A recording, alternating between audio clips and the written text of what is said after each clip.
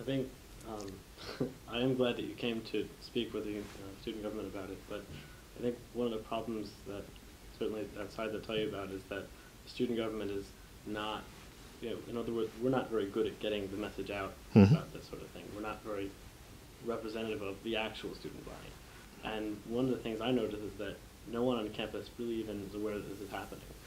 So they're going to see that 6 to 10% tuition hike next year and go, what? So I think the concern is that if there were town halls and sort of large-scale events where even if it wasn't a back and forth, just sort of this is what's happening, now you really seriously know what FIA means. What does flexibility mean, that sort of thing. Yeah. That would at least make us feel a little better about it and feel like it's not just being sort of pushed through without the students' knowledge. Yeah. I mean, what we've tried to do is, I've had a couple communications, obviously, to the students as a whole, where I sent an email that's gone out. We've set up a website, as someone nicely put it up here, that's designed to provide information. It's the view of SUNY and my view, but I think hopefully it accurately at least captures some of the components of the bill. Again, I'm open to this. I'm not saying no. I'm open to finding a way to do this in an effective manner. My own feeling is that, when I talk to students, in this kind of group and try and explain what some of the issues are, that many of them are receptive. Again, I can imagine, many of you in this room may not agree with what I said, but it's a civil kind of dialogue and you can understand the positions. And so to the extent we could have that kind of conversation, I'm happy to do it. Yes? How would you recommend students approach you, or the administration, I guess, in general? I know I read a copy of the letter that was given to you on Wednesday. Is that the kind of thing, is that the best they can do, or is there anything? Well, I always look at these things. So, I think, a thing given to me, in this kind of way, I'm certainly going to read it and take a look at it. And I take it seriously. I read the whole thing and thought carefully about some of the things that were in it. And it's colored a little of my comments today because I tried to address some of the things that came out in that letter because I think it's important to be clear about those things. So I think it's helpful. Email. Letters, I'm always willing to take a look at it. And, again, I'm not opposed to, some type of public forum. I just want to make sure I say that it has a format that'll be constructive because that's my concern is, not that, I just, hate to come to something where it ends up not being constructive. That's all. How much of a factor do you think student attitudes are in all that? If when they're presenting it to you as, we expect you to do this and you're not doing it, does that hamper? I think that I'm not going to be able to meet some of the demands in there. I think to the extent that the tone of that letter was kind of, you need to get the state of New York to restore the money to SUNY, I'm not going to be able to deliver on that demand from everything I've seen. Nor, as I said before, do I necessarily have the political clout to deliver that kind of thing. And that gets back to the kind of activism I think is more important, which is, I think legislators recognize that K through 12 has a constituency, and that people do vote, or at least seem to vote they believe they vote according to that issue.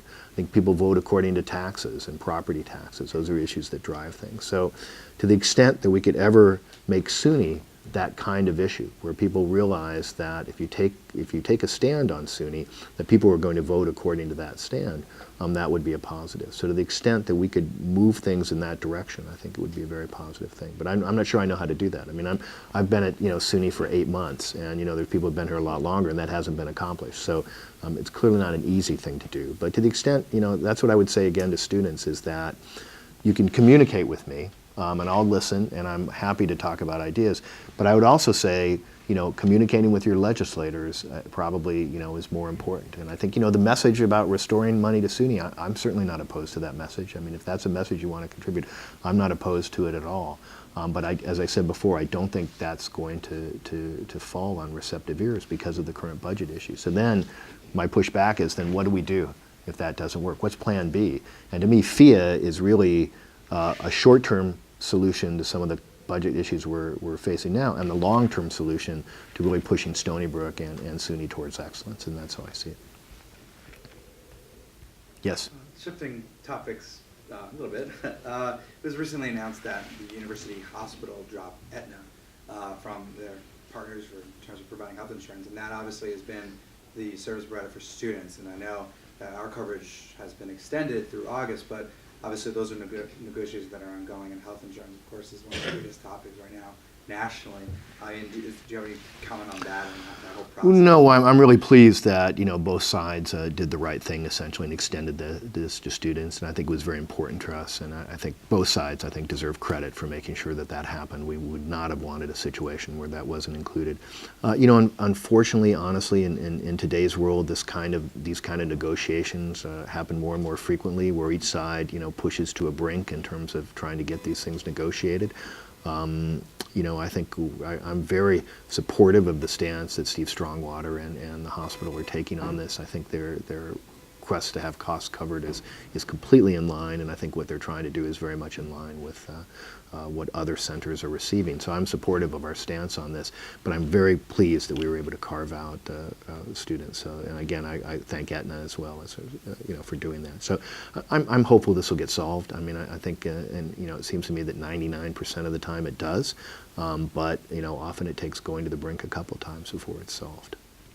Well, also following up on that, moving forward, I mean, care to take a position on the current healthcare debate? And obviously it's going to be something, a big issue for students. You know, the numbers of recent college graduates who don't have health insurance is astronomically high. You know, and this just puts it kind of in the forefront, you know. Yeah, you know, that's like, you know, a 2-hour answer, I think. You know, it's an extraordinarily complex issue. It's really clear that there are elements of the current system that aren't adequate. You know, and particularly in terms of preventive care, particularly again for economically disadvantaged people who don't have health insurance. So you know, it's interesting. I mean, my impression is, and so I don't have exact numbers, is that very few people are denied acute care, right? So I mean, if you come in with an acute problem, you know, the hospitals will take care of you. Okay, so you know, nobody, you know, with a gunshot wound, you know, is turned away. We take care of them. We do that. Whether you have insurance or not, you're cared for. But the challenge is kind of the long care components of health. If you don't have insurance, you just can't afford to have those things done. So trying to address that problem, being able to provide for those patients, because ultimately my belief is it's cost effective. Ultimately, to have preventive medicine in place is cost effective. So how do you do that in our current system, and how do you take care of people with pre-existing conditions and so on? So something that solved kind of those issues to me would be most important. But I don't know that we've arrived at it. I mean, I think that what has been proposed is very complicated. There's elements of the bill that you know, the original bills that I liked, things that would push more for evidence-based components in terms of understanding what's effective practice. I think those things are generally positive as far as I'm concerned, and certainly extending coverage for uninsured, and certainly eliminating restrictions on pre-existing conditions. Those are things I'm very supportive of. Once you go beyond that, then it becomes more difficult for me to dissect through and figure out what the best approach would be, and I don't feel comfortable in just a couple minutes, you know, going out on that. So. Thank you all very much. Yeah, thank you very much.